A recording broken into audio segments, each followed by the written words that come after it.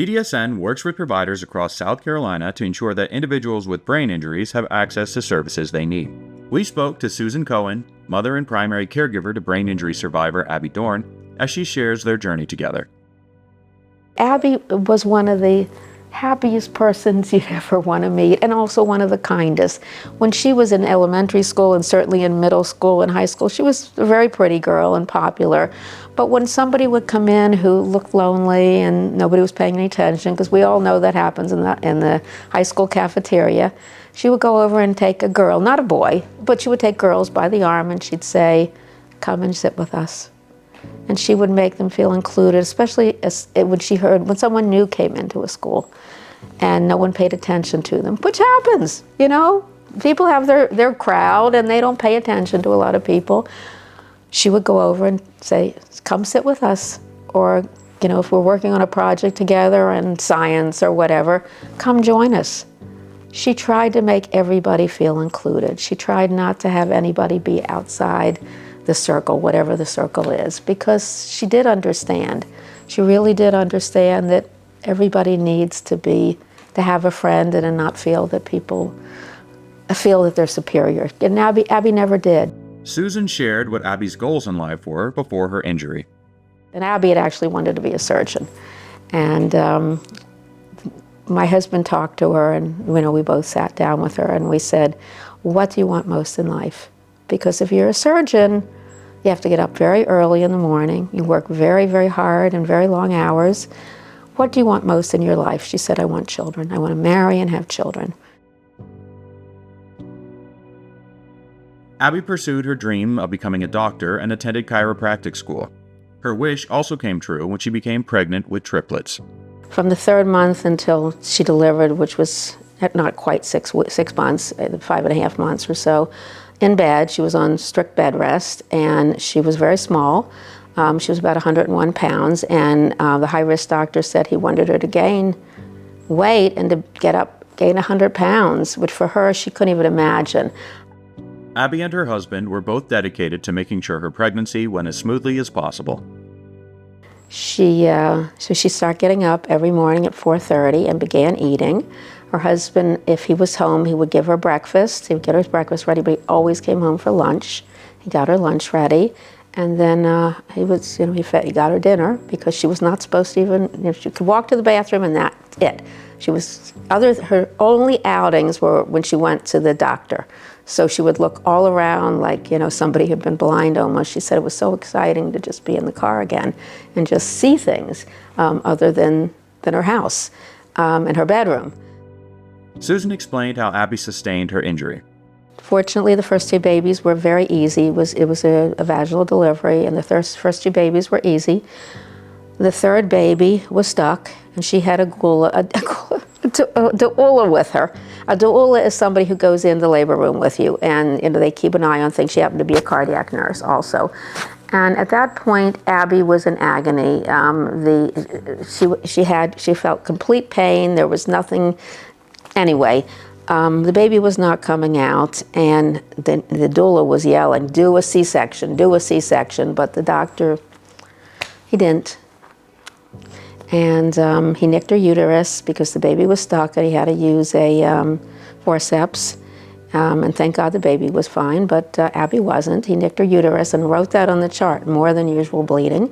She got back she went back, recovery briefly, and then he sent her back to a regular floor where there was not enough nurses, which is frequently the case in hospitals now. There just aren't enough nurses, but someone who's just given birth to triplets should have been in ICU, or at least had been much more closely monitored, and she was not. The nurse that they assigned to her was a visiting nurse who obviously did not know much about labor and delivery and the high risks of bleeding after triplet birth. And although Abbie had a very low blood pressure of, I think it was an average of 50 is what it's called, but I think it was something like 60/40, which is low, and you need to call and you need to get a blood transfusion. But she did everything very slowly, and things didn't happen, and she didn't seem to be that concerned. And When the doctor finally came in, she wasn't breathing. So she called a code immediately, and the equipment didn't work. And it took them 20 minutes to get the equipment to work, and 20 minutes is a long time to be without oxygen, which is why she has a severe anoxic brain injury.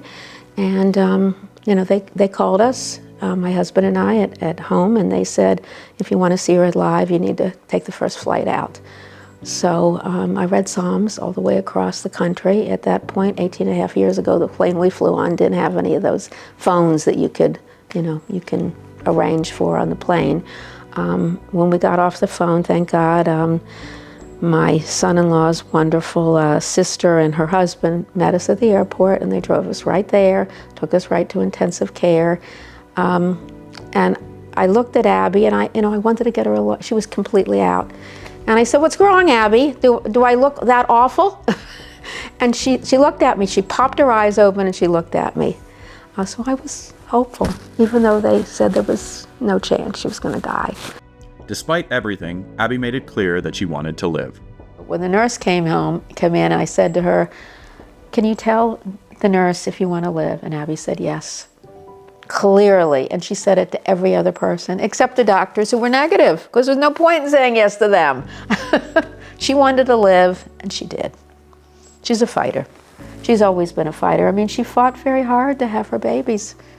It was something that she desperately wanted, and she was willing to gain all that weight, which for her was very hard.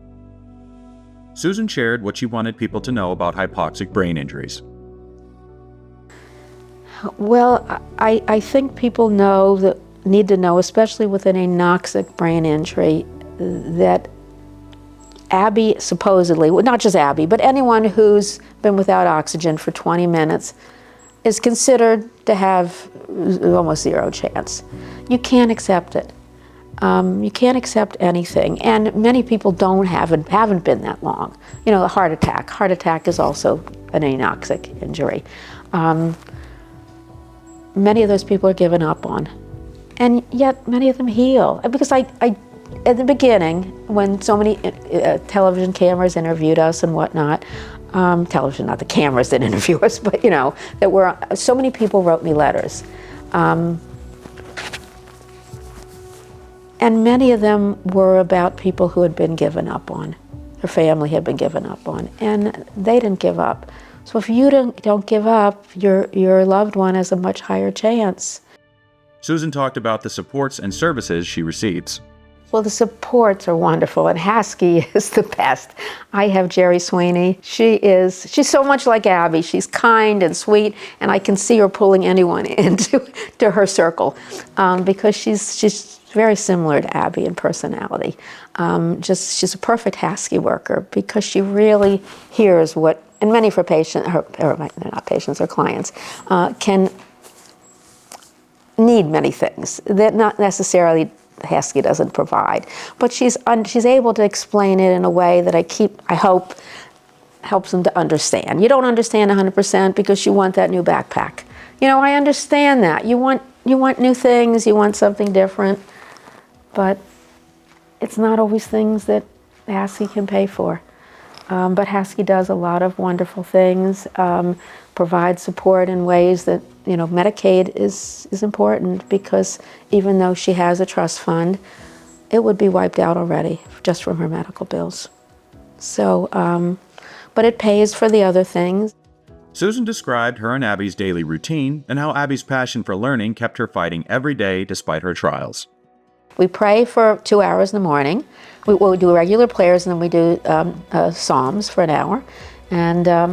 And then we do either once or twice. We always do at least once a day, once additional time a day, where we learn something at a much higher level, because that's what Abbie wants. So I used to read her novels because I thought she'd like them. They're light, they're fluffy, they're funny. She let me know she didn't want any more novels. She wanted me to read serious things to her because she's bright and she's capable. And I learned that when I don't even know what possessed me to start getting videos on physics, except that I knew she liked it. I said, let me give this a try. She loved it. And that was kind of the end of the novels. She didn't want any more junk reading. I mean, it's fine. I don't mean it's junk. Many novels are excellent, but and you read what you want to read. It's for pleasure. But for Abbie, she wanted to learn because she needed her brain stimulated. So we get these brochures on books, and Abbie chooses her own books. I don't buy what I want to read. I buy what Abbie wants us to read. And I usually enjoy it, if you can use that word, because most of it's, I'm at this level, Abbie's at this level mentally. And even though it appears that it would be the reverse, she is so much more capable of understanding complex concepts, and especially in the field of God. Finally, Susan reflected on what helped her to stay strong through the challenges she faced. It was my faith. It was my belief in God, and that I was praying every day and saying Tehillim all the time, and I was reading it to Abbie, and she was listening. I knew she was listening, and I would not give up on her. I would not. And I did believe that she maybe couldn't recover, maybe she wouldn't start dancing again, wouldn't go back to work, but I believed she would live. And I held on.